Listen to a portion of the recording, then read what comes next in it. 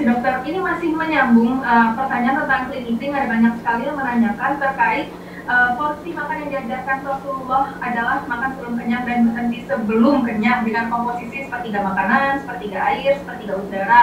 Namun untuk kebutuhan harian saat ini kan kita perlu memenuhi makronutrien karbohidrat, protein, lemak. Bagaimana ya cara merekonsiliasi antara kedua paham tersebut?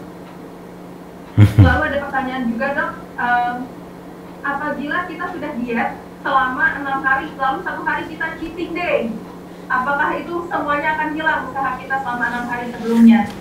Ya, ya baik, bismillah. Ini mungkin pertanyaan terakhir ya, karena mau saat. Ya baik, sekalian berkaitan dengan bagaimana mengaturnya, maka pedoman yang paling mudah adalah pedoman yang ada pada surat Al-Basa. Jadi kalau mau pakai itu tuh luar biasa bagusnya. Jadi surat Al-Basa itu memberikan pedoman kepada kita bahwa 4/6 isi piring kita itu adalah sayur dan buah-buahan, 1/6-nya nanti adalah biji-bijian, dan 1/6-nya nanti adalah protein. Itu paling gampang. Jadi kalau Anda misalkan nih sebenarnya kita kalau jujur-jujuran ya, orang dewasa, Anda, saya, kita tuh udah kebanyakan karbohidrat, jujur aja lah. Tapi kita bukan diet keto, saya dan tidak menganjurkan diet keto, secara jujur aja ya, karena yang kita butuh karbohidrat, dan itu kita bisa dapatkan dari berbagai sumber. Jadi kalau Anda mau makan daging misalkan, ya makan aja daging ya. Kalau memang butuh untuk membentuk massa otot, dagingnya mungkin lebih banyak dan porsi karbohidratnya lebih sedikit. Nanti di situ ada sayur juga sebagai seratnya, jadi nggak masalah. Jadi tetap kita butuh. Dan ya, sekalian gini, konsep tadi yang saya katakan makan sebelum makan waktu lapar berarti sebelum kenyang, itu bukan kata Nabi ya, tapi Nabi cuma mengajarkan kepada kita sepertiga tadi, sepertiga, hanya itu. Jadi kita tuh makan bukan untuk kenyang, tapi makan untuk memberikan hak tubuh. Jadi kalau kita sudah paham ini, maka insya Allah akan sangat mudah nanti kita makan sesuatu. Jadi konsep makan itu adalah makan untuk memberi haknya tubuh. Berapa banyak kita yang paham, karena tiap tubuh itu beda-beda. Jadi kalau saya boleh mengatakan, yang bertanya sama saya, beda nggak? Mungkin ya beda lah, metabolisme kita kan beda gitu kan. Jadi yang tahu siapa? Kita sendiri. Tapi dasar daya ukurnya adalah iman. Ya, daya ukur kita adalah iman, karena kenyang itu ya yang ngasih sinyal kan tubuh kita sendiri. Maka jangan makan sampai kenyang, makan ya secukupnya gitu kan. Maka Nabi, pernyataan Nabi atau kata-kata baginda sabda Nabi itu sepertiga tadi, memang tidak menganjurkan kita makan untuk kenyang, tapi makan untuk memberi hak tubuh. Jadi kalau bahasa sederhananya, you don't have to eat less, but you just have to eat right.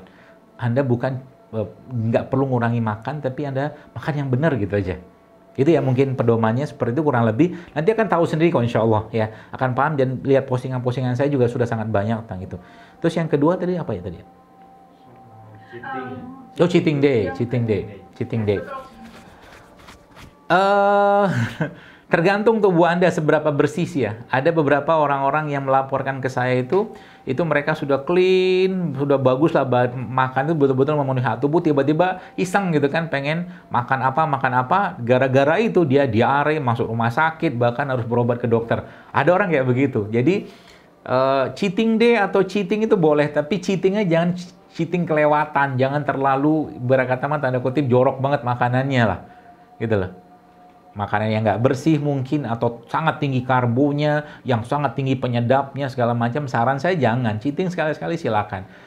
Berarti dokter ada makan gorengan? Ada, tapi jarang gitu. Kadang-kadang kalau pengen saya makan gitu kan. Apakah itu mengganggu? Nggak, karena balancing yang kita buat atau mungkin perimbangan yang kita buat itu lebih banyak yang bermanfaat atau yang sehat bagi tubuh kita. Jadi ketika cheating nggak masalah, nah gitu loh, sekali-sekali nggak masalah. Dan itu emang saya mungkin kalau lidah orang Indonesia secara umum, saya juga mungkin sudah misalkan terbiasa makan misalkan mie instan. Saya makan mie instan, tapi nggak makan mie instan yang maaf murahan gitu kan. Ada mie yang memang tetap mie tapi tidak terbuat dari tepung. Ada mie wortel, mie bayam, tetap dapat rasanya, tetap dapat seperti mie dan menyenangkan, dan tidak buat badan tuh jadi amburadul lagi gitu mungkin.